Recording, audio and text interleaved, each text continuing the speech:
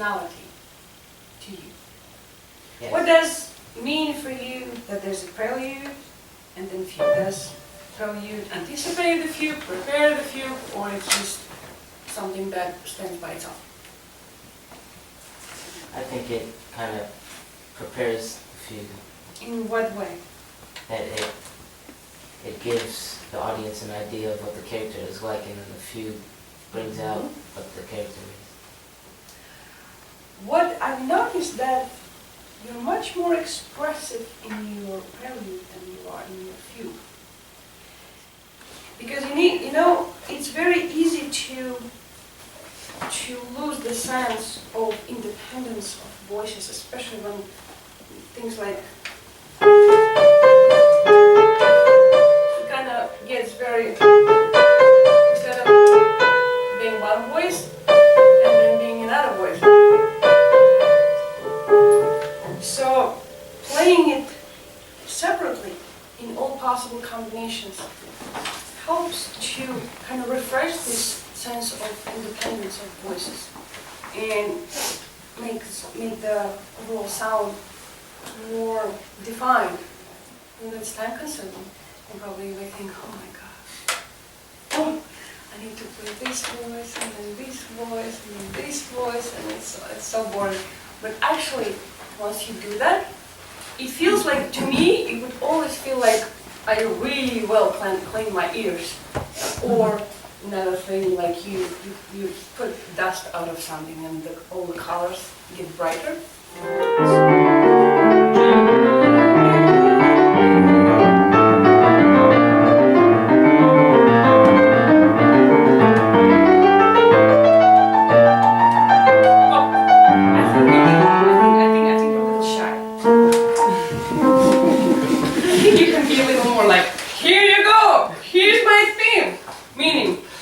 Especially when you go here, you see it's wonderful register short. And then transfer. You didn't get to that part, but here you easily give a little more weight to that one. And here you did kind of too low. And then so try one more time. Don't be shy. Imagine that you have different instruments. Imagine you have cello, imagine you have cornet, you have tuba, you have trumpet, and some instrument that you can think of that is kind of piercing and well heard, okay? You're gonna be doing a lot of playing today.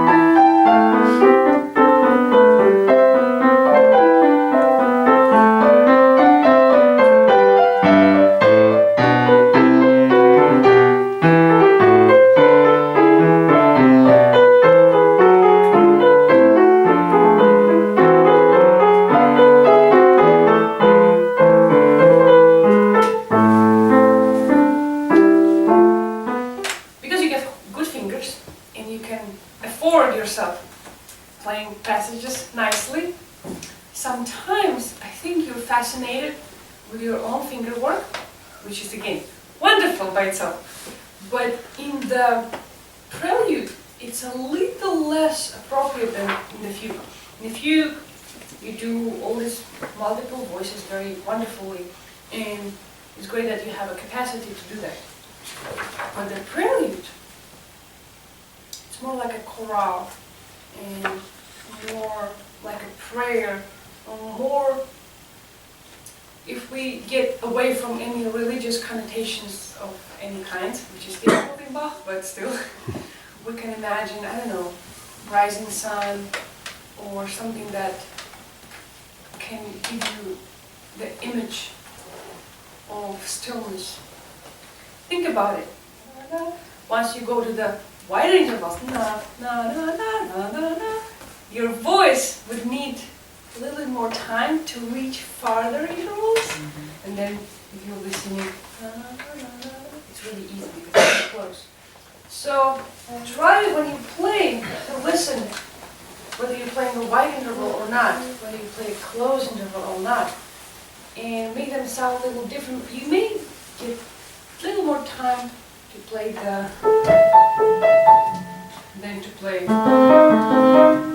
just to underline how high you get.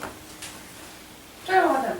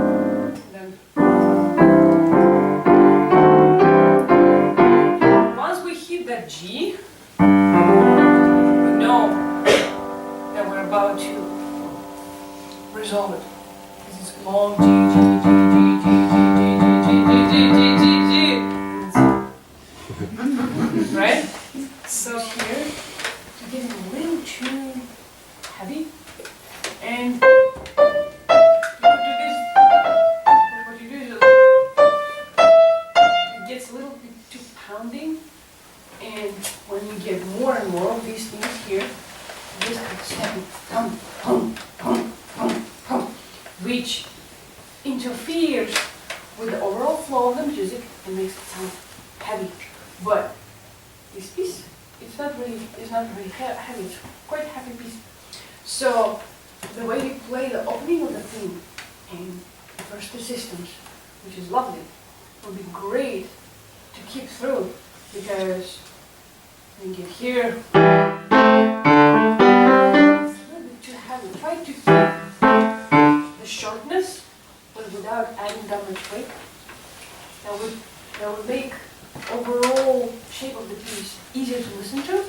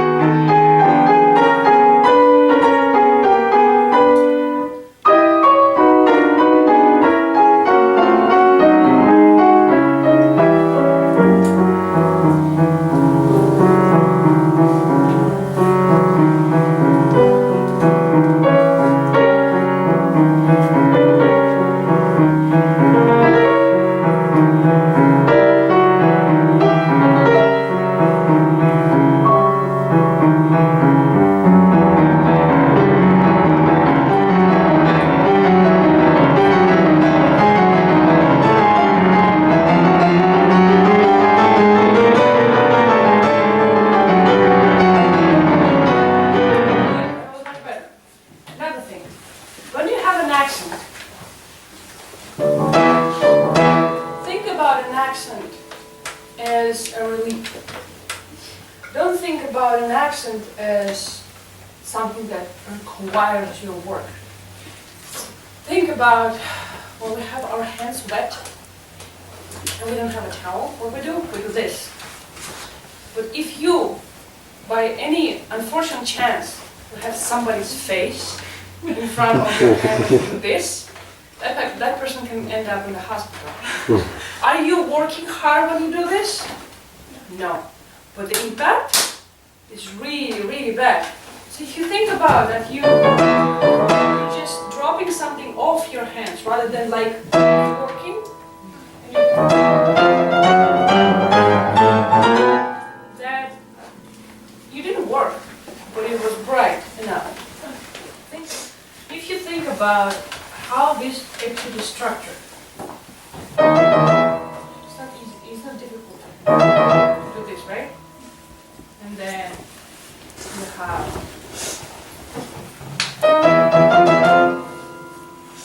they're overlap, but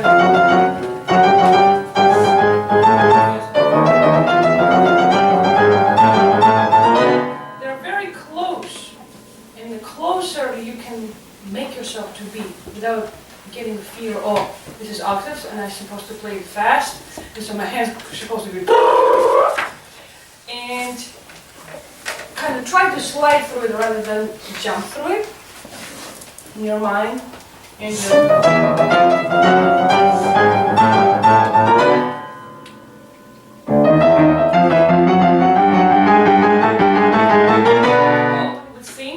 to sing long phrase, we need to take bigger breath. So.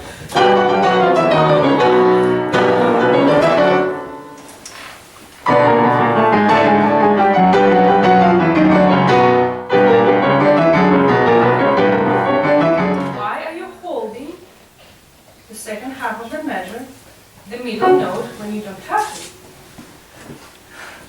You don't have to hold that. Why are you holding it? That's work. Holding is work. We don't want to work too much. We want to work as much as we need to. If you think by threes, it's easy to organize. Because if you think by groups, it's like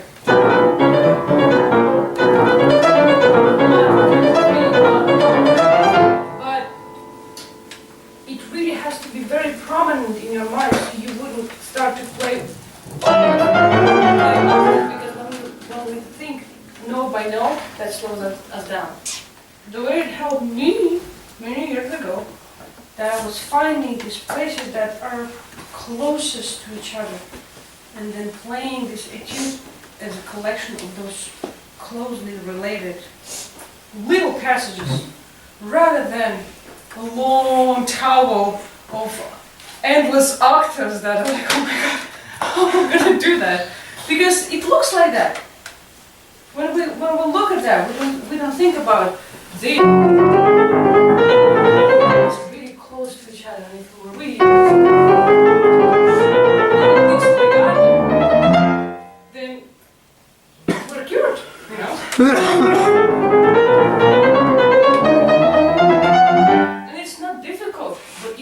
About it all the time, you know? So get closer to the keyboard. Try to do not raise your hand between octaves unless you really need, like in the wider passages like this. I hope that would help you. And another thing, if you can learn to play up to tempo with just octave voices, that's a big help. It's annoying as hell.